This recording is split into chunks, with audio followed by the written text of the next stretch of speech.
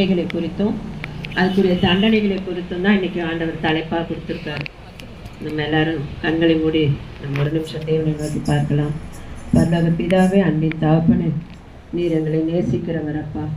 உங்களுடைய அன்புக்கு முன்பாக நாங்கள் ஒன்றுமில்லை வந்தவர்கள்.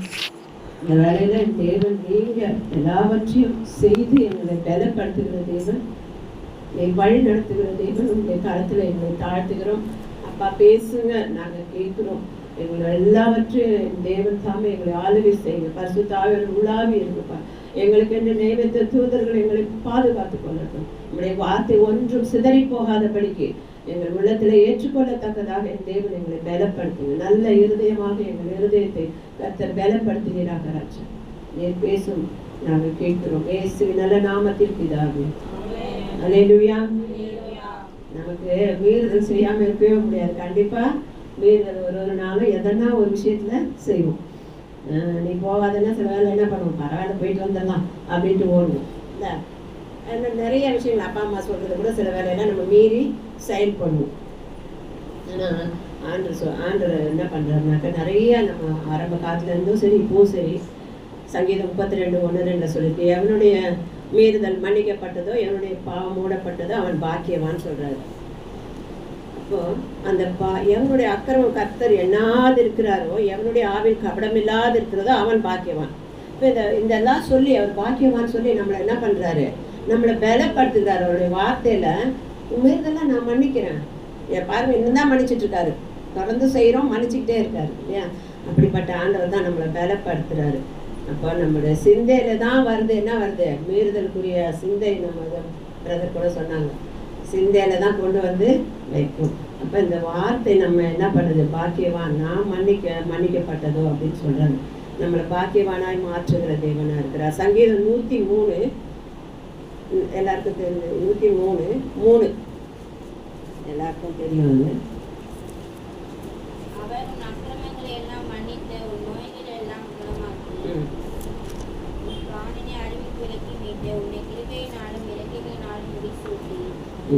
அடுத்தது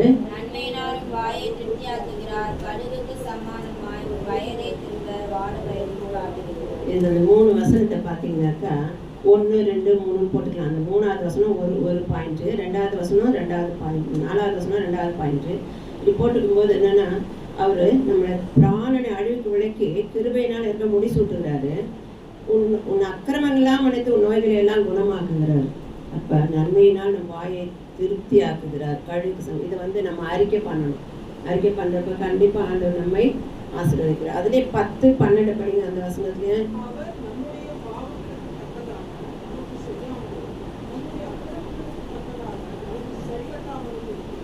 இது மாதிரி எங்கன்னா ஒரு ஆண்டவர் பார்த்துருக்கீங்களா? இது மாதிரி ஒரு ஆண்டவர் பார்த்துருக்கீங்களா? இல்லவே இல்லை.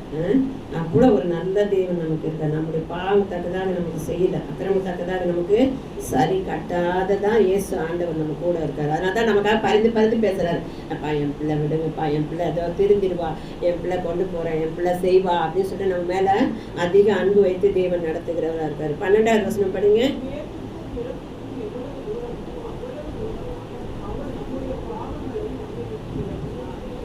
எவ்வளவு தூரமா, எவ்வளவு ஒரு அன்பு பாருங்க. அவருடைய அன்பு எவ்வளவு தூரம் கொண்டு போய் தள்ளாரு. அந்த சங்கீதம் 85:2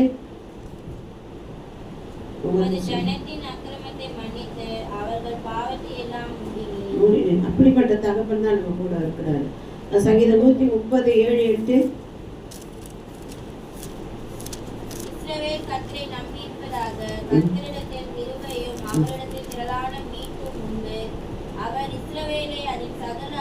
மீட்டுக் கொள்வார். இவ்வளவு ஆசீர்வாதம் நம்ம மீறுதலுக்கு தேவன் கொடுக்கிற பதிலா இருக்கு. அதனால மீறுதல் பண்ணிக்கிட்டே இருக்கலாமா? பண்ணக்கூடாது. அதுக்குதான் இன்னைக்கு ஆண்டவர் பேசுறாரு. இந்த மீறுதல் வந்து வெளியில வாங்க அப்படின்னு தான் நம்மளை இன்னைக்கு கூப்பிடுறாரு. அப்போ மீறுதல்னால ஆண்டவர் இவ்வளவு நன்மைகளை நமக்கு கொடுத்திருக்கிறாரு. மீறுதல்னால வரக்கூடிய செயல்பாடுகளை நமக்கு கொடுத்திருக்காரு. உபாகமம் 26:12-13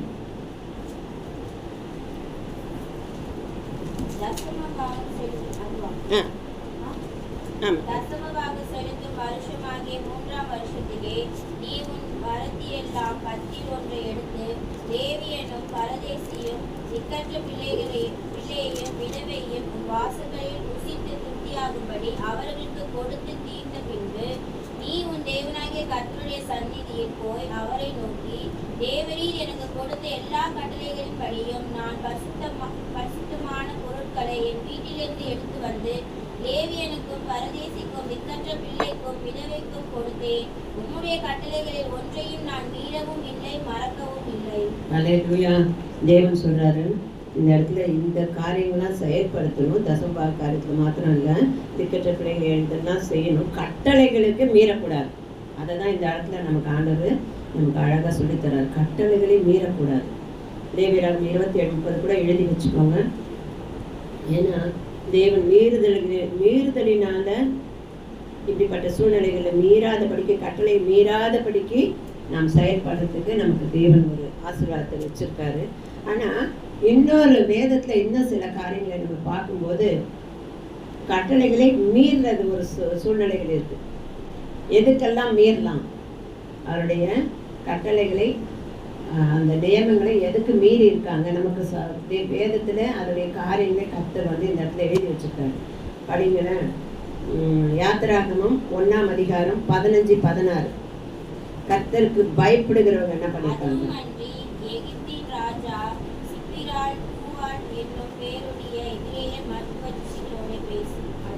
ஆமாம்மா, படி.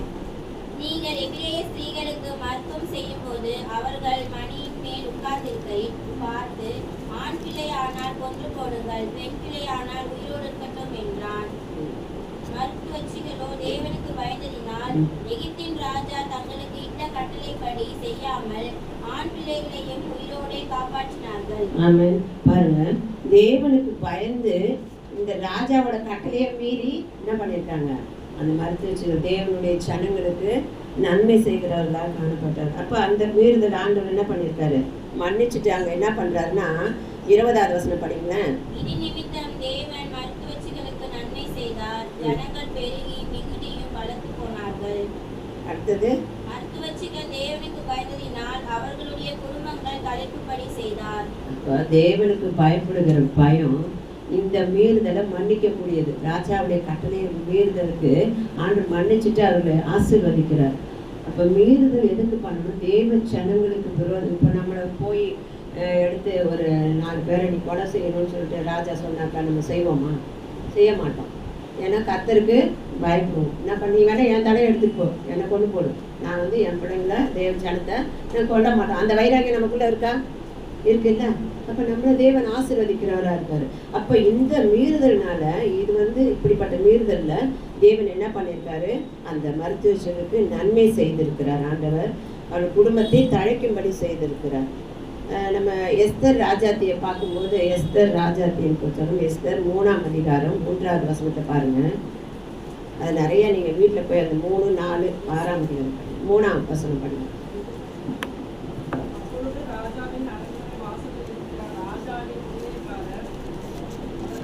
எஸ்தர் 3:3.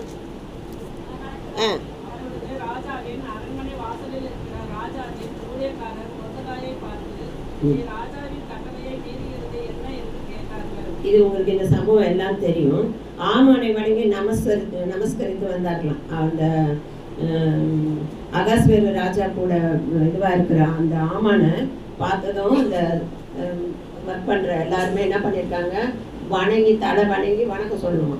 ஆனால் இவன் மட்டும் யார்? யூதன், யாருக்கும் தலை வணங்க மாட்டேன். அவர் என்ன பண்ணுறாரு? நான் உங்களுக்கு தலை வணங்க மாட்டேன். தைரியம் பாருங்கள். அவ்வளோ பெரிய இடத்துல தினம் பார்க்குறாராம், தினம் தலை வணங்குவேன் மருதகாய். ஏன்னா கர்த்தருக்கு தான் நான் தலை வணங்குவேன், அவனை பார்த்து வணங்குவதில்லை, நமஸ்கரிக்கவும் இல்லை. இதனால நிறைய ப்ராப்ளம் அவங்களுக்கு அந்த மருதகாய்க்கு பண்ணணும் அப்படின்னு நினச்சப்போ உங்களுக்கு எல்லாருக்கும் தெரியும் இந்த காரியம். அதனால் இந்த அகாஸ்வேர் ஆமான் என்ன பண்ணார்? அவனுக்கு விரோதமாக அந்த ஜனங்களே அழிக்கும்படிக்காக ராஜாவின் இடத்துல நயமாக பேசி அந்த முத்திரை மோதிரத்தை வாங்கி போட்டு எல்லாவற்றையும் அழிக்கணும்னு பார்த்தாங்க. அந்த இடத்துலையும் அவங்க பயப்படலை. ஆனால் இந்த இடத்துல எஸ்தர் பண்ணுற ஒரு விஷயத்தை பாருங்கள். 6ஆம் அதிகாரம் 10வது வசனம். எஸ்தர் 6:10. அப்பொழுது ராஜா ஆமானை நோக்கி, சீக்கிரமாய் நீ சொன்னபடி அது இல்லைம்மா. இந்த எஸ்தர் வந்துட்டு 4:4 பாருங்க. 4:4 பாருங்க. படி.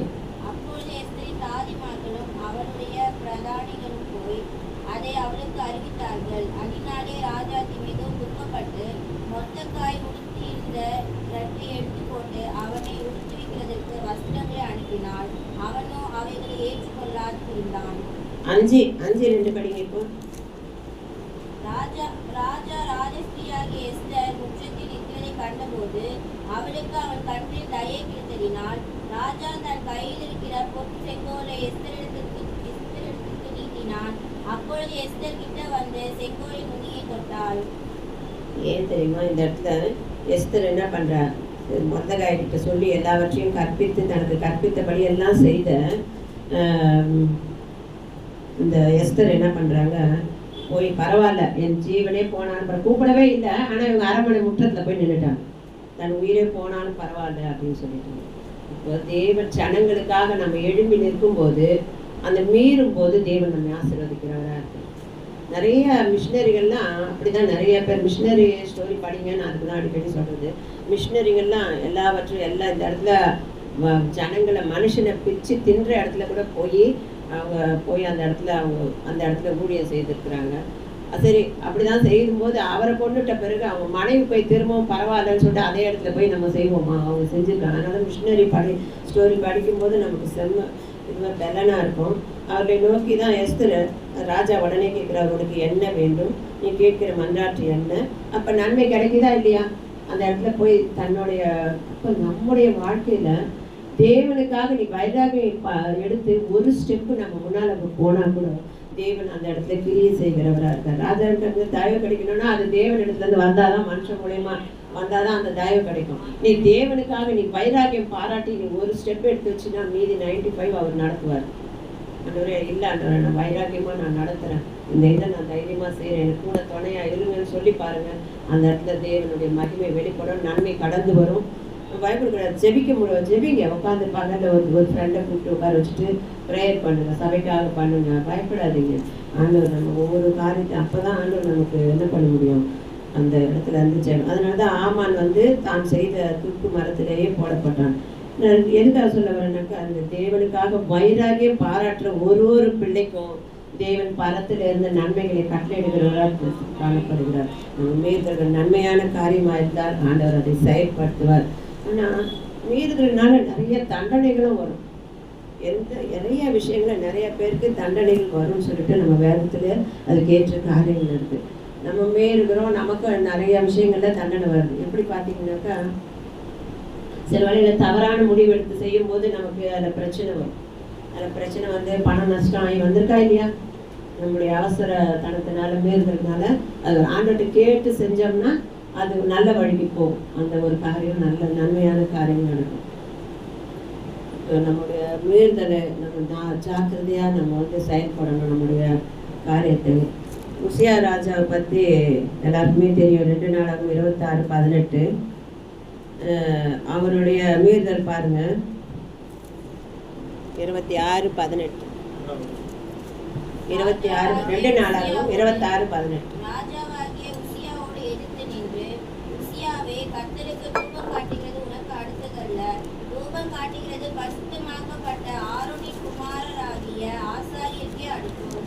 பரிசுத்த ஸ்தலத்தை விட்டு வெளியே போ, மீறுதல் செய்தி, இது தேவனாகிய கர்த்தராலே உனக்கு மேன்மையாக லபியாது என்றார்கள். பாருங்க, இந்த இடத்துல உசியா ஒரு ஆலயத்துக்குள்ள போய், ஏன்னா தேவன் சில நியமங்களை வைத்திருக்கிறார்.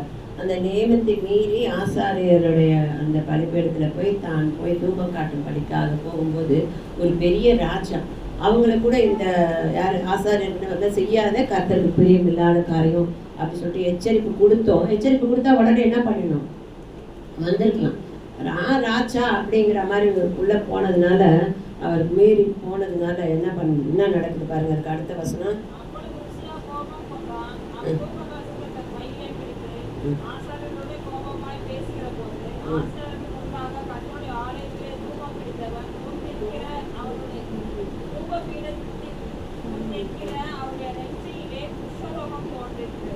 பாருங்க, கோபம் வந்துச்சு. அடுத்தது ஆசாரியோட வாக்குவாதம் பண்றாரு. கையில என்ன வச்சிருக்காரு, தூப கலசம் வச்சிருக்காரு.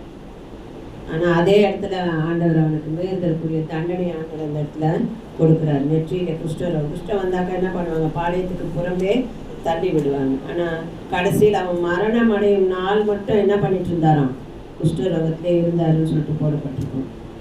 அது 23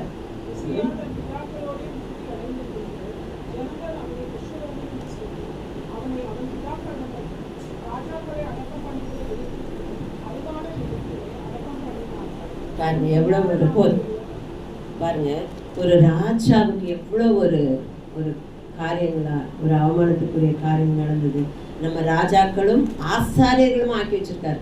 நான் அதை தான் நினச்சி பார்ப்பேன், ஆண்டவரே ராஜாக்களும் ஆசாரியர்களுமா எங்களை எப்படி ஆண்டவர் 2 வித ஆசீர்வாதத்தை நமக்கு கொடுத்துருக்காரு பாருங்க. உங்களை ராஜாக்களும் ஆசாரியர்களுமாக ஆண்டவர் வைத்திருக்கிறார். அப்போ தேவனுக்குரிய காரியத்தில் நம்ம என்ன செய்யணுமோ அதை தான் செய்யணும். அளவுக்கு மீறி நம்ம தேவனுடைய இடத்துல நம்ம போய் நின்னோம்னா நமக்கு மீறுதலை உண்டாக இடம் கொடுக்காதபடிக்கு நாம் எச்சரிக்கையாக இருக்கணும். உங்களுக்கு தெரியும் நாகமானை பற்றி, நாகமானை குறித்து நம்ம வெள்ளிக்கிழமை கூட நம்ம பேசிகிட்டு இருந்தோம். ஆனால் அந்த கேயாசி கூடவே இருந்த ஒரு ஆசாரியர்கள் கூடவே இருந்த கேயாசி மீறுதல் என்ன ஆச்சு, அவனுக்கும் குஷ்டம் வந்துச்சுங்க. குஷ்டம்னா கஷ்டம் இல்லையா? அப்போ அந்த மீறுதல்னால கஷ்டம் வரக்கூடிய காரியங்களுக்கு அவங்க சந்தோஷம் இருந்துச்சா? இல்லை. அப்போ இந்த மீறுதல் வரதுக்கு காரணம் என்னன்னாக்கா பண ஆசை வந்துச்சு, பொய் சொன்னான், அந்த இடத்த விட்டு விடுகிடுன்னு அங்கே போய் அந்த இடத்துல நம்முடைய தேவனுடைய பிள்ளைகளை அவமானப்படுத்தணும். அப்போது நம்முடைய மீறுதல் எப்படி இருக்கக்கூடாது, நம்முடைய சொந்த பிள்ளைகளை வெளியில் போய் அவமானப்படுத்தக்கூடாது.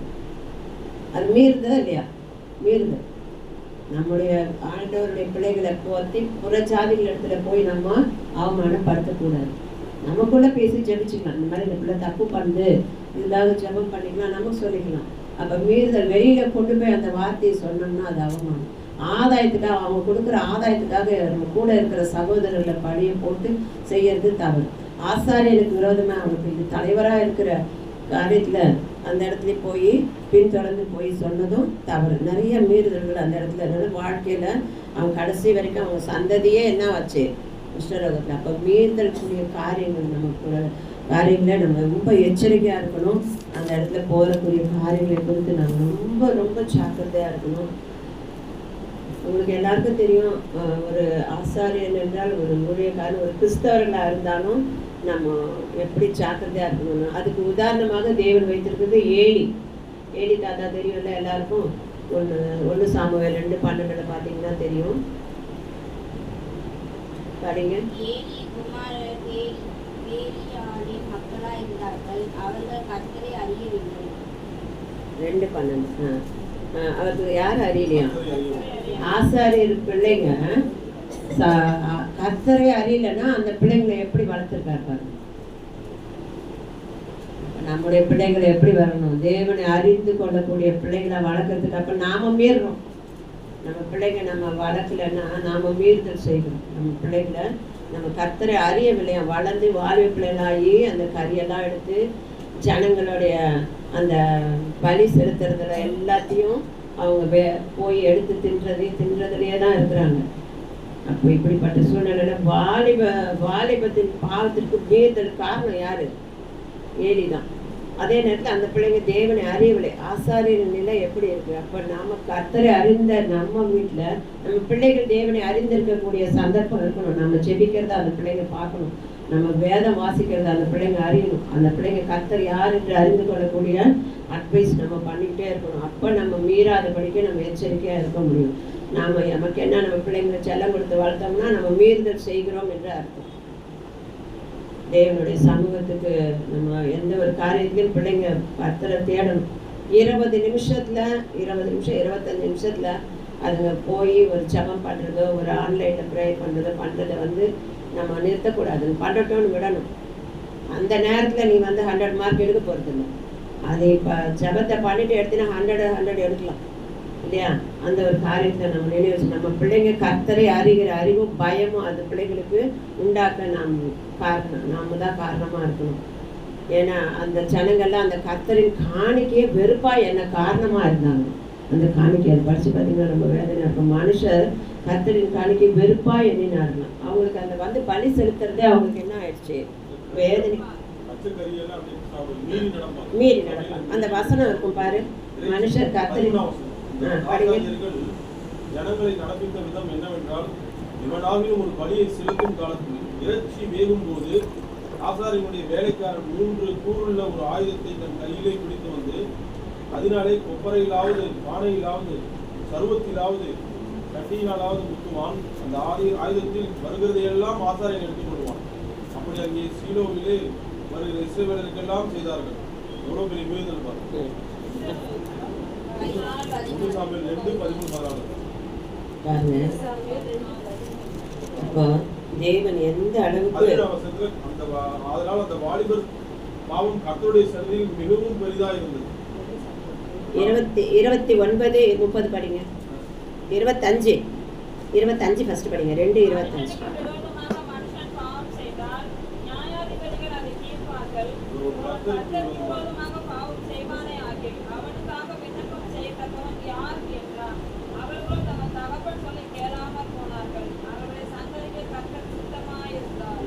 பாருங்க, எவ்வளவு பெரிய எச்சரிப்பு தெரியுமா? நீ அவங்க பிள்ளைங்களை அப்படி வளர்த்ததுனால கர்த்தருக்கு விரோதமா பாவம் செய்யற பிள்ளையா இருந்தாக்கா சங்கரிக்க கர்த்தர் சித்தமா இருக்கிறாங்க. அது விண்ணப்ப செய்ய முடியுமா? ஏறி போய் விண்ணப்ப செய்யணும், என் பிள்ளைங்களை விட்டுடுங்க, காப்பாத்துங்க, மன்னிச்சிடுங்க, பாவத்தை மன்னிங்கன்னு சொல்ல முடியுமா? அவங்க திருந்தணும், அந்த பிள்ளைங்க திருந்தணும். அது காரணமா இருந்தார். அதே 29:30 படிங்க.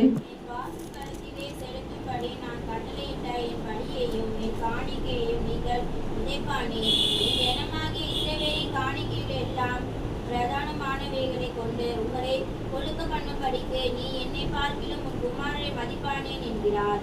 ஆகையால் இஸ்ரவேலின் தேவனாகிய கர்த்தர் சொல்லுகிறதாவது, உன் வீட்டாரும் உன் பிதாவின் வீட்டாரும் என்றைக்கும் என் சந்நிதியில் நடந்து கொள்வார்கள் என்று நான் நிச்சயமாய் சொல்லியிருந்தும் இனி அது எனக்கு தூரமாய் இருப்பதாக.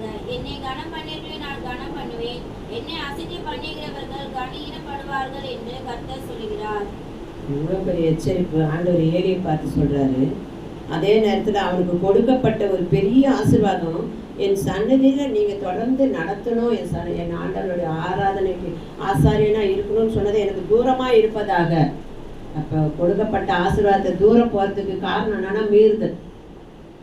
கொடுக்கப்பட்ட ஆசீர்வாதத்தை அலட்சியப்படுத்தினா மீறுதல். கர்த்தரை அசட்டை பண்ணினால் மீறுதல். கர்த்தரை அசட்டை பண்ணுகிறவர்கள் கனவீனப்படுவார்கள், கன ஈனப்படுவார்கள் என்று கர்த்தர் சொல்லுகிறார். என்னை கனப்படுத்துகிறவரை நான் கனப்படுத்துவேன்.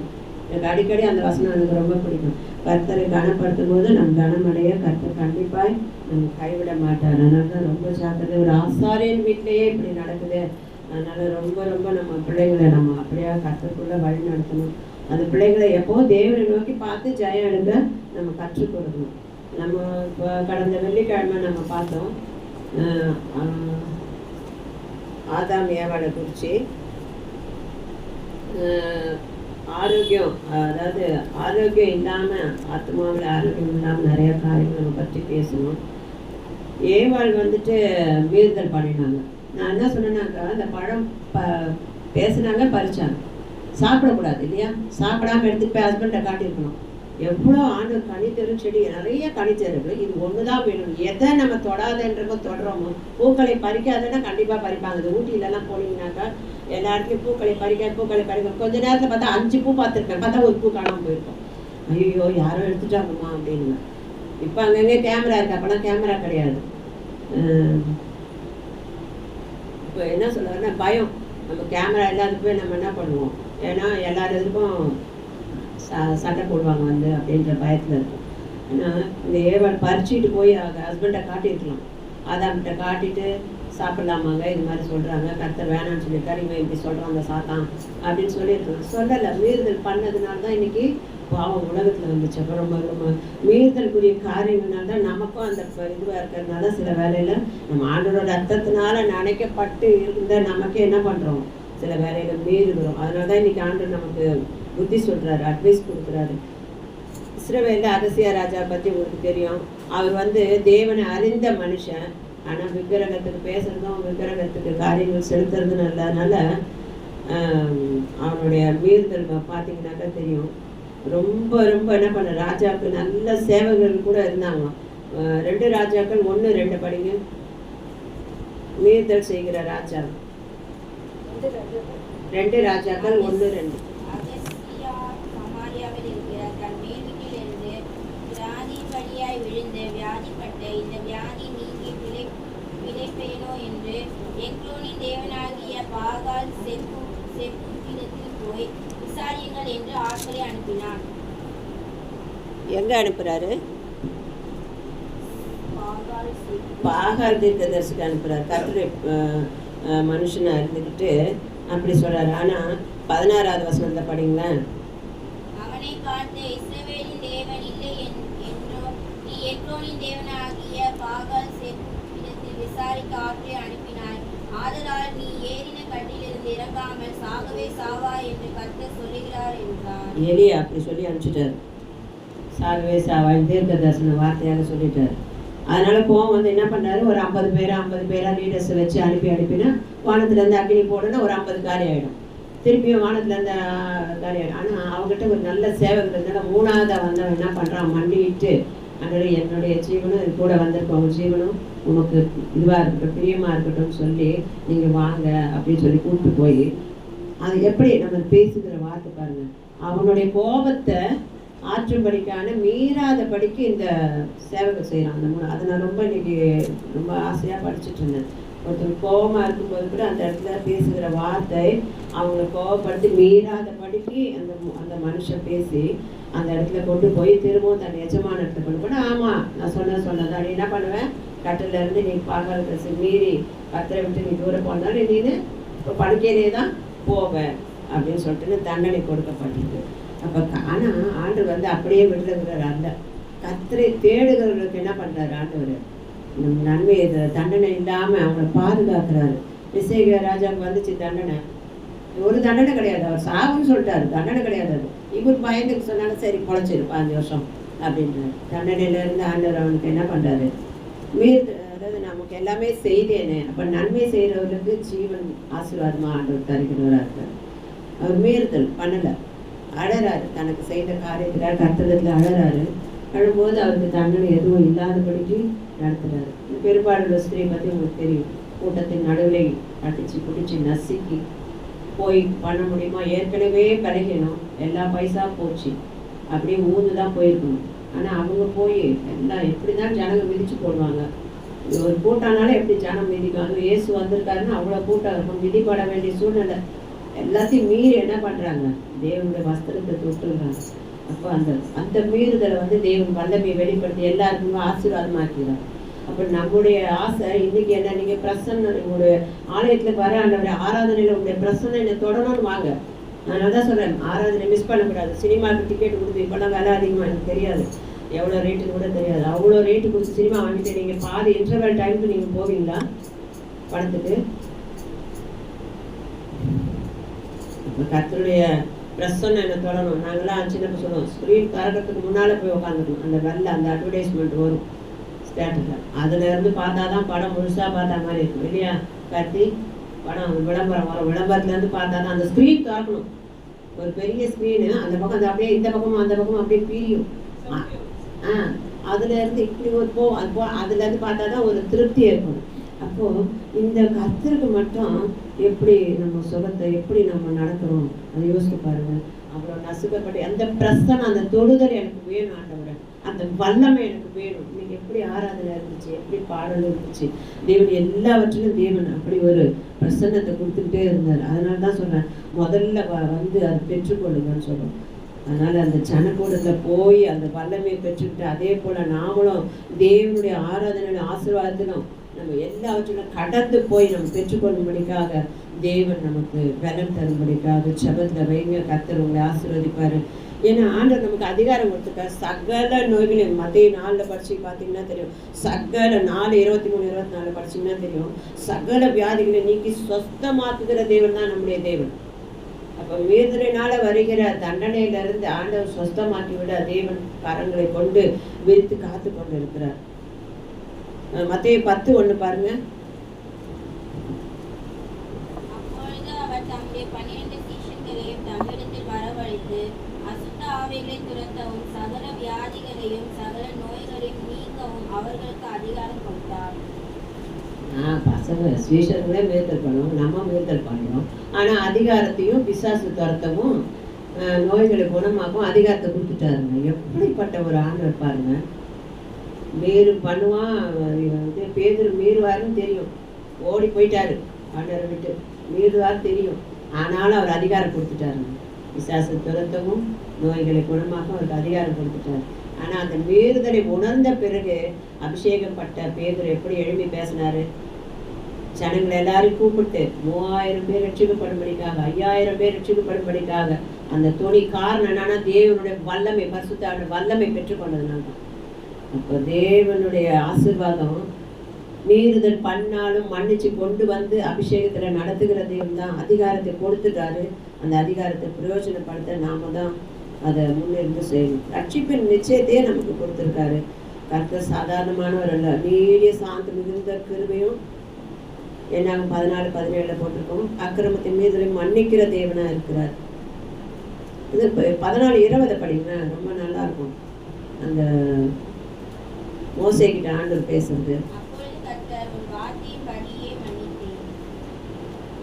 பாருங்க. ஒரு மோசேக்கு ஒரு சாதாரண மனுஷன் தான், தேவனை நேசிக்கிற ஒரு மனுஷன், தேவன் சொல்றபடி செய்துட்டு இருந்த மனுஷனுக்கு உன் வார்த்தை. அப்ப தேவன் சொல்லுகிறதை செய்கிற ஒவ்வொரு பிள்ளைகளுக்கும் தேவனுடைய ஆசீர்வாதம் எப்படி கடந்து வரும்? உன் வார்த்தையின்படியே செய்யும். அவர் அடிச்சு போடுற இந்த ஜனங்களை அடிக்கிறேன்றவங்கள வேண்டாம் ஆண்டவரை மன்னிங்கன்னு சொல்லிட்டு அந்த முதல் வசனம் படிச்சு பார்த்தீங்கன்னா தெரியும். அவரிடத்துல கேட்கும் பொழுது அந்த இடத்துல அவங்களுக்காக இவன் பரிந்து மீறுதல் செய்தாங்க, பாவம் செய்தாங்க, முறுமுறுத்தாங்க. அந்த ஜனங்களுக்காக ஆண்டு உடனே எவ்வளவு பெரிய ஆண்டவர் ஒரு மோசையோட வார்த்தை கேட்டு என்ன அந்த வார்த்தை படிச்சு பார்த்தீங்கன்னா உன் வார்த்தையின்படியே மன்னித்தேனா. அப்ப அந்த வார்த்தையின்படி மன்னிக்கிறதுக்கு அந்த அளவுக்கு அந்த மோசைக்கு எவ்வளவு ஒரு இது இருக்கும் பாருங்க. ஏன்னா எதுவுமே செய்யல, அற்புதம்லாம் சொல்லி கொடுத்ததே ஆண்டவர் தான். நீ கோடை நீட்டி கோடை மூடு, அவர்கிட்ட இருந்து வரல, வல்லமை ஆண்டவர்கிட்ட இருந்து பெற்றுக்கொண்டார். இந்த வல்லமை கிருபெல்லாம் நம்ம கிட்ட எப்படி கிடைக்கும்? வல்லமை கிருபெல்லாம் ஆண்டவர் இடத்துல இருந்து கிடைக்கும். அந்த மோசைக்கிட்ட சொல்றாரு ஆண்டவர், நீ வந்து இந்த காரியத்துல கர்த்தர் உனக்கு நன்மை செய்கிறவராய் உன் வார்த்தையின்படியே மன்னித்தேன்னு சொல்ற அளவுக்கு நம்ம செபிக்கிற ஜபத்தினால நம்முடைய ஜனனுடைய மீறுதலுக்காக, அவருடைய அக்கிரமங்களுக்காக, குற்றங்களுக்காக மன்னிக்க கேட்கும்போது உன் வார்த்தையின்படியே நான் மன்னிச்சேன். நம்ம வீட்டார் செய்வாங்க, நாம செய்வோம். நம்முடைய வார்த்தையின்படி ஆண்டு செய்யறதுக்கு இன்னைக்கும் காத்துட்டு இருக்காரு. அப்ப நம்ம அப்படிப்பட்ட ஆசீர்வாதத்தை நம்ம பெற்றுக்கொள்ளணும். தேவனிடத்துல நம்ம எத்தனையோ வகையில மீறுகிறோம், நிறைய சந்தர்ப்பங்கள்ல மீறுகிறோம். அதெல்லாம் இன்னைக்கு ஆண்டவர்கிட்ட ஒப்பு கொடுங்க. ஆண்டவர் உங்களை நடத்துவார். 2 தெசலோனிக்கர் 1:5-12 படிங்க.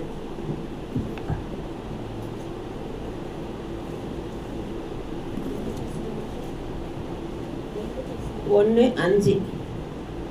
நீங்கள் தேவனுடைய ராஜ்யத்தின் நிமித்தம் பாடு அனுபவிக்கிறவர்களாயிருக்க அந்த ராஜ்யத்துக்கு நீங்கள் பாத்திரர் எண்ணப்படும்படிக்கு தேவன் நியாயமான தீர்ப்பு செய்கிறவர் என்பதற்கு அதுவே அத்தாட்சியாயிருக்கிறது. அல்லேலூயா. அடுத்தது 12. நம்முடைய தேவன் உங்களை தமது அழைப்புக்கு பாத்திரராகவும் தமது தயவுள்ள சித்தம் முழுவதையும் விசுவாசத்தின் கிரியையையும் பலமாய் உங்களிடத்தில் நிறைவேற்றவும் வேண்டும் என்று எப்பொழுதும் உங்களுக்காக வேண்டிக் கொள்கிறோம். இப்போ நமக்காக பரிந்து பேசுகிற காரியங்கள் கர்த்தரிடத்தில் இருக்குது. நம்ம நினைக்கிறோம் என்னுடைய மீறுதல் மன்னிக்கப்பட்டுச்சா இல்லைன்னு நம்மளே நிச்சயிக்க முடியல. நிறையா மீறுதல் செய்கிறோம். ஆனால் ஆண்டவர்கிட்ட உண்மைன்னு சொல்ல, அதனால தான் அனுதினமும் ஆண்டவர்கிட்ட பேச சொல்கிறாரு. ஆண்டவர்கிட்ட பேசும்போது நம்ம மீறுதல் என்னென்ன பண்ணணும்னு நமக்கு தெரியும். கர்த்தருக்கு பிரியமில்லாத காரியங்கள், தீமையை சிந்திக்கிற காரியங்கள் எல்லாம் மீறுதல்கள் தான். ஆனால் இதெல்லாம் நம்ம சுத்திகரிக்க தேவன் இந்த நாளில் நமக்கு டைம் கொடுத்துருக்காரு. நான் ஒரு கிளிப்பிங் பார்த்தேன், எனக்கே ஆச்சரியமாயிடுச்சு. நான் எப்பவுமே இந்த குட்டி குட்டி கார்ட்டூனு இந்த மாதிரி பறவை மாதிரிலாம் வந்தாக்க கொஞ்சம் ரசித்து அந்த ஒரு கலர்ஸ்லாம் பார்த்தா அந்த கிளிப்பிங் பார்க்கும்போது அதில் நீங்களாம் பார்த்துப்பீங்க. நான் எனக்கே ஒரு நாள் தான் அதை நான் பார்ப்பேன். நிறைய பறவைங்கள்லாம் ஒன்றா சேர்ந்து ஆண்டவர்கிட்ட கடவுள்கிட்ட வந்துச்சுங்க. வந்துட்டு கடவுளே எங்களுக்கு கூடு கட்டுறதுக்கு எங்களுக்கு கற்றுக் கொடுங்க, கூடு கட்டணும், நாங்கள் கற்றுக்கணும் உங்ககிட்ட அப்படின்னு. உடனே ஆண்டவர் அங்கே கற்றுத்தரேன்னு சொல்லவே இல்லை. போங்க 10 நாள் பொறுத்து வாங்கன்ட்டார். எல்லா பறவையும் போயிடுச்சேன். அதாவது மறுபடியும் அதை வேலையை பார்க்க ஆரம்பிச்சிச்சேன். 10 நாள் பொறுத்து வாங்கினேன். ஆனால் ஒரு சில பறவை மட்டும் கொஞ்சம் ஞாபகம் வச்சுங்க. அதில் அப்போ ஒரு பறவை மட்டும் ரொம்ப ஞாபகம் வச்சுக்கிட்டு 2 நாள் 3 நாள்னு குறிப்பு வச்சுக்கிட்டே இருந்தது. அப்புறம் 10வது நாள் வந்துச்சு, பறந்தடிச்சிட்டு போகுது. இது போக பார்க்க இன்னும் ஒரு 2 3 இது அங்கே தான் போகுதுன்னு சொல்லிட்டு அதை பார்த்துட்டு மற்ற குருவிகளும் பறந்து போகும். 2 3 போகிறேங்க போகிறான்ட்டு. ஆனால் முதல்ல உள்ளே போய் உக்காந்துட்டு அந்த குருவி முதல்ல ஒரே குருவி தான் அங்கிட்ட உட்காந்துது. அப்போ ஆண்டவர் சொல்ல 10வது நாள் வந்துச்சு, ஆண்டவர் எனக்கு வந்து கூடு கட்ட கற்றுக் கொடுங்க. ஆண்டவர் சொல்லி கொடுக்குறாரு, அழகாக கற்றுக் கொடுக்குறாரு அந்த கூடு கட்டுறதுக்கு. கூடு கட்ட கற்றுக் கொடுக்கும் பொழுது அதுக்கப்புறம் பாதி கற்றுக் கொடுத்துட்டு இருக்கையில இன்னொரு பறவை வந்துச்சு. அது என்ன பறவைனா காக்கா. முதல் பறவை தூக்குனாங்குருவி வந்துச்சு. அதுக்கப்புறம் இன்னொரு பறவை வந்துச்சு. இப்போ 3 பறவைங்க தான் வந்துச்சான் அன்றைக்கி. ஆண்டவர் சொல்லி அந்த 3 பறவைங்க தான் அந்த இடத்துக்கு வந்துருக்கு. அப்போ என்ன பண்ணுச்சுனாக்கா வெளியில் நன்றி சொல்லிட்டு வெளில போயிடுச்சு. ஆனால் அந்த தூக்கணாங்குருவி கட்டுற கூடு வந்து பாதுகாப்பாக இருக்குது. மழை வந்தாலும் காற்று வந்தாலும் உள்ளே இருக்கிற குட்டீஸ்க்கு ஒன்றுமே ஆகுது. அழகாக இருக்கும், அவ்வளோ பக்குவமாக இருக்குது. தூக்கணாங்குருவி கூடு பார்த்துருக்கீங்களா? அழகாக இருக்கும். நாங்கள் ஒரு செய்யாறு பகுதியில் ஊழியர் செய்கிறப்ப பார்த்தோம். ரொம்ப ஆசையாக இருந்தது. உடனே எடுத்துக்கிட்டு நம்ம வீட்டில் போய் மாட்டிடலாம் அப்படின்னு. மாட்டெல்லாம் முடியாது, அது உள்ள குட்டியெல்லாம் இருக்குது அப்படின்னு. அப்போ அது ரொம்ப அழகாக இருக்கும் அது கட்டுறது. அதே இந்த 2வது பறவை வந்து பாதியில் வந்துச்சு பாருங்க. அது என்னன்னு தெரியுமா? காக்கா. அது எப்படி கட்டியிருக்கு, அந்த கூடு எப்படி இருக்கும் பார்த்தீங்களா? ஒரு மாதிரி ஒழுங்கீனமாக இருக்கும், ஒரு அழகாக இருக்காது. ஆனால் பார்க்கறதுக்கு அழகாக ஒழுங்கீனமாக இருக்கும். பாதியில் கற்றுக்கிட்டு வந்துச்சு. 3வது வந்துச்சான், கடைசியில் முடியிறப்போ வந்துச்சான். அதனால் அதுக்கு என்ன ஆச்சான், என்னன்னே தெரியலையா. ஆரம்பமும் தெரியல, நடுவும் தெரியல, கடைசியும் தெரியலையா. என்ன பண்ண தெரியாமல் அது யார் தெரியுமா? குயில். அதனால் வேறு வழி இல்லாமல் அந்த காக்கா இதில் போய் முட்டை வச்சுட்டு ஓடிடுச்சு. அப்போது நம்ம ஆண்டவர்கிட்ட நம்ம எந்த அளவுக்கு நம்ம அவர்கிட்ட வரோம். முன்னால் இருந்து தேவனுடைய வார்த்தையை கேட்டு அபிஷேகத்தில் நடக்கும்போது நம்ம முழுமையான ஒரு ஆவிக்குரிய அநேக குழந்தைகளை பெற்றெடுக்கக்கூடிய ஆசீர்வாதம் நமக்கு கடந்து வரும். நம்ம அந்த சொல்ல கேட்காம மீறி நம்ம சுய சித்தத்தை செய்யும்போது ஒரு ஒழுங்கீனமான ஆவிக்குரிய காரியங்கள் நடக்கும். அப்படி இல்லைன்னா ஒன்றுமே தெரியாமல் நானும் வரேன் போகிறேன்னு இருக்கும். ஆனால் எதுக்காக சொல்ல வரேன்னாக்கா, நம்முடைய மீறுதல்கள், நமக்கு தேவனுக்கு பிரியமில்லாத மீறுதல்கள் வந்து நம்ம விட்டு விலகி வர்றதுக்கு தேவன் இந்த நாளில் ஆசீர்வதிச்சிருக்கிறார். நிறைய காரியம் நான் தனியாக எப்போவுமே நான் உங்களுக்கு சொல்லி கொடுத்துருக்கேன். எந்த தப்பு பண்ணிட்டீங்கனாலும் மீறுதல் உடனே ஆண்டவர்கிட்ட போயிடுங்க. போயிட்டு அவர்கிட்ட அறிக்கை பண்ணி சொல்லி அவர்கிட்ட சொல்லுங்கள். ஒரு சமாதானம் உண்டாகும். சந்தோஷம் வந்தாலும் அவர்கிட்ட பகிர்ந்துக்கோங்க. ஹாப்பி ஆண்டவரே, இன்னைக்கு நான் ரொம்ப ஹாப்பியாக இருந்தேன், எனக்கு ரொம்ப சந்தோஷம். எல்லாரையும் இது பண்ணுங்க, நல்லா பேசுங்க, அன்பு செலுத்துங்க. ஆண்டவர் நிச்சயமாக ஆசீர்வதிப்பார். ஏன்னா நான் அந்த பெரும்பாலுள்ள ஸ்திரியை நினச்சி பாருங்கள். எவ்வளோ சொன்னால் எனக்கு வல்லமை வேணும், எனக்கு சுகமும் மாத்திரம் இல்லை, அவர் எல்லாருக்கும் 2 வித ஆசீர்வாதத்தை பெற்றுக்கொண்டார். எல்லாருக்கும் முன்பாக 3 ஆசீர்வாதம். விசுவாசத்தையும் ஆண்டவர் பலப்படுத்துகிறார். அப்படிப்பட்ட ஆசீர்வாதம் அவர் வாயால் நமக்கு அருளும் படிக்காக இந்த நல்ல கர்த்தர் தாமே மீறுதலிருந்து நம்ம விடுவிக்கும் படிக்காக நம்ம எல்லாருமே தேவனை நோக்கி பார்க்கணும். ஒரு நாளும் நம்ம கைவிடுகிற தேவன் அல்ல, அவர் நடத்துகிற தேவனாக இருக்கிறார். சகோதரர் பாடின அந்த பாட்டையே ஒரு 2 லைன் பாடலாம்.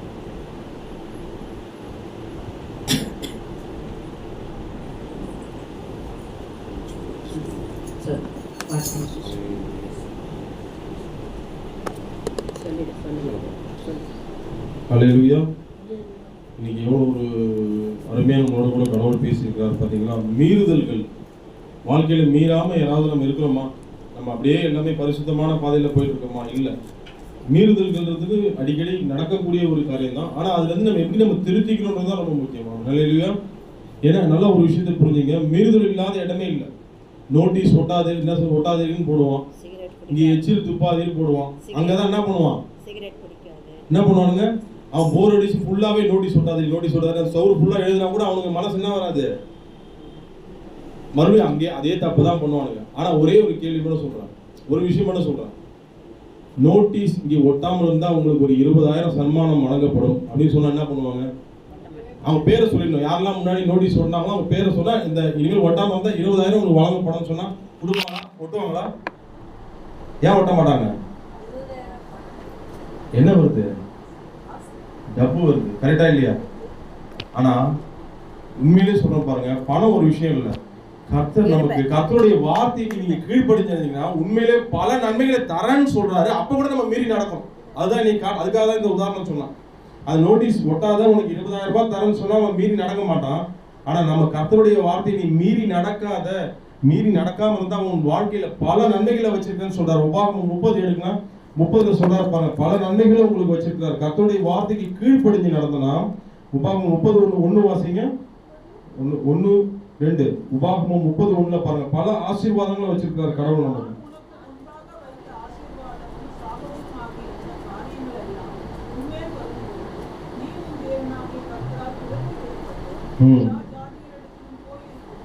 ஆமா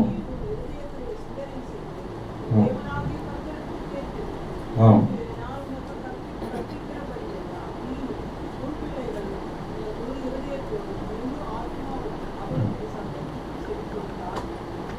பல நன்மைகள். அது 5ஆம் வசனம் பாருங்க, அதில் உன்னை சேர்க்கிறார். நம்ம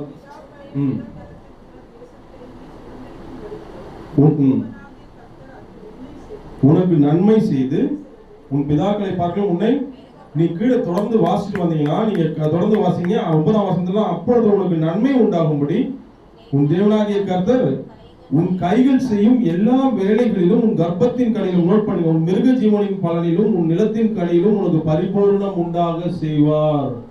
இப்ப இந்த நோட்டீஸ் ஒட்டலாம் உனக்கு 20,000 ரூபாய் தரேன்னு சொல்றாங்களே, அதெல்லாம் விட இது பெரிய எவ்வளவு பெரிய பலன் பாருங்க. கரங்கத்தில் தேவன் நாமத்தை மயப்படுத்தலாமா? நீ கர்த்தருடைய வார்த்தைக்கு கீழ்ப்படிஞ்சு நடந்தனா உனக்கு இவ்வளவு தராரு கர்த்தர். நித்திய ஜீவன் உட்பட எல்லாமே தராரு. ஆனாலும் நம்ம கர்த்தருடைய வார்த்தையை மீறமா மீற மாட்டேங்கிறோமா? மீறோம்ல? எத்தனை வாட்டி மீறுறோம்? நிறைய வாட்டி மீறுறோம். ஆனா இன்னைக்கு நம்ம எத்தனை வாட்டி மீறினாலும் நம்மளை மன்னிக்கிறாரு. ஆனா அதே தப்ப நம்ம தொடர்ந்து செய்யாம நம்ம கர்த்தர் இடத்துல என்ன பண்ணணும்? நம்மளை விட்டு கொடுக்கணும். ஹல்லேலூயா. எத்தனை பேர் சங்கீதம் 23 வாசிச்சிருக்கீங்க? அது எல்லாருமே ஆசீர்வாத வார்த்தைகளை தான் நம்ம பார்ப்போம். கர்த்தர் என் மேய்ப்பராக இருக்கிறார், நான் தாழ்ச்சி அடையேன். அதெல்லாம் சூப்பர் தான். அந்த ஆசீர்வாதங்கள் எல்லாம் சுதந்திரிச்சுக்கிறது ஒரு புள்ளி வைப்பாரு. எங்க சொல்லுவாங்க? அது உமது கோலும் நீ ஆமா அவர் அடிப்பாரு நீ மீறும் பொழுது, ஆனா தேற்றுவாரு. ஹல்லேலூயா. நீ மீற உன்னை அடிப்பாரு, ஆனா தேற்றுவார். நீ கீழ்ப்படுத்தி நடக்கும் பொழுது அப்பதான் நீங்க 9-6 வசனம் உங்களுக்கு சொந்தமாகும். என் ஜீவனுள்ள நாளெல்லாம் இது தொடரணும்னா எனக்கு என்ன வேணும்? உங்க கொம்பு எனக்கு வேணும். என்ன சொல்லுங்க பார்க்கலாம். எத்தனை பேர் உங்க கொம்பு எனக்கு வேணும் ஆண்டவரே, உமது கோல் எனக்கு வேணும், உமது தடி வேணும், அப்பதான் நான் மீற மாட்டேன். சொல்லுங்க பார்க்கலாம். உமது கோலும் உமது தடி எனக்கு வேணும். வீட்டுல இதெல்லாம் வேணும், எனக்கு இந்த ஆசீர்வாதம் வேணும், அந்த ஆசீர்வாதம் வேணும்ன்றதெல்லாம் ஓகே.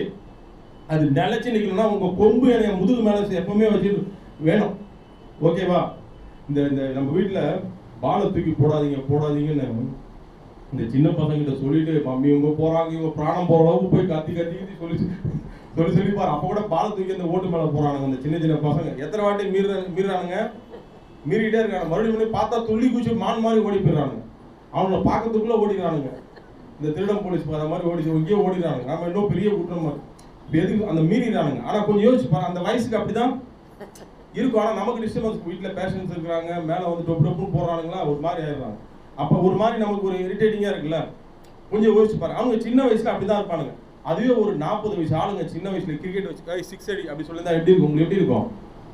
என்ன பண்ணுவீங்க நீங்க? அவங்கள பார்த்தா நீங்க சொல்லுவீங்க, ஏப்பா உங்க வயசுக்கு நீங்க இப்படி ஆடலாமா? வீட்டுல எல்லாரும் இப்ப விளையாட்டு இருக்கீங்களே, பார்த்தா காமெடியா சிரிக்க மாட்டாங்களா? இன்னைக்கு நாமளும் அப்படிதான் இருக்கும். ஒரு காலத்துல மீறணும். அது சின்ன பிள்ளைத்தனமான வாழ்க்கை. எப்பொழுது கர்த்தரை அறியாத வாழ்க்கை எல்லாமே மீறுகிற வாழ்க்கை தான். கரெக்டா இல்லையா? கர்த்தரை அறிஞ்ச நாம மெச்சூர் ஆகிட்டோம். எத்தனை பேர் விசுவாசிக்கிறீங்க? கர்த்தரை அறிஞ்ச எல்லாமே நம்ம பெரியவங்க. யார் உண்மையான பெரியவங்க சொல்லுங்க பார்க்கலாம். கர்த்தரை அறிஞ்சவங்க தான் பெரியவங்க. இல்லையா? கர்த்தருக்கு பயப்படுறவங்க ஞானமா. அந்த கர்த்தரை அறிஞ்ச நாம பெரியவங்களா இல்லையா? பெரியவங்கன்னா அந்த திமிர்ல வர பெரியவங்கள. கர்த்தரை அறிஞ்சவங்க நம்ம ஞானத்தை அடைகிறோம். அப்ப நம்ம மீறக்கூடாதுன்ற பயம் நமக்கு எப்பொழுதும் இருக்க வேண்டும். நம்ம அந்த சின்ன வயசு பசங்க மாதிரி மறுபடியும் அதே தப்புகளை நம்ம செஞ்சுக்கிட்டே இருக்கும்போது கர்த்தர் துக்கப்படுவாரா? அப்போ நமக்கு என்ன தேவைப்படுது? நம்ம பெரியவங்களா எப்போதும் நம்மளை காத்துக்கொள்ள என்ன தேவைப்படுதுன்னா, உமது கோலும் உமது தடியும் நம்மளை தேற்றிக்கிட்டே இருக்கும்போது என் வாழ்நாள் எல்லாம், அது என்ன சொல்லப்பா, இது 23 என் ஜீவனுடைய நாளெல்லாம் நன்மையும் கிருபையும் என்னை தொடரணும்னு ஆசைப்படுறீங்களா? நான் கர்த்தருடைய வீட்டிலே நீடித்த நாட்களாய் அந்த நிலைவாழ்வு வரையிலும் நான் நித்திய ஜீவன்ற நன்மை, பெரிய நன்மையை பெறணும்னு ஆசைப்படுறீங்களா? வீட்டுல எது இருக்கோ இல்லையோ, உங்க கொம்பு என் மேல இருக்கணும், உங்களது தடி என் மேல எப்போதும் இருக்கணும். தப்பு பண்றப்பெல்லாம் திட்டி அடிங்கப்பா. அப்படின்னு சொல்லி எத்தனை பேர் சொல்றது ரெடியா இருக்கிறீங்க? ரொம்ப அடிச்சிடாதீங்க. நீங்க தேட்டருக்கிற காரம் அடிக்கிற கை தான் அணைக்கும். ஸோ அதுக்கேற்ற மாதிரி பார்த்து பக்குவமா இவங்க திருத்துங்கப்பா, அவ்வளவுதான். அப்படி சொல்லிடுங்க. உங்க வாழ்க்கையில நிச்சயமா நன்மைகள் தொடரும். மலையிலேயே கரண் தந்தி தேவி நாமத்தை மயப்படுத்தலாமா? தேங்க்யூ.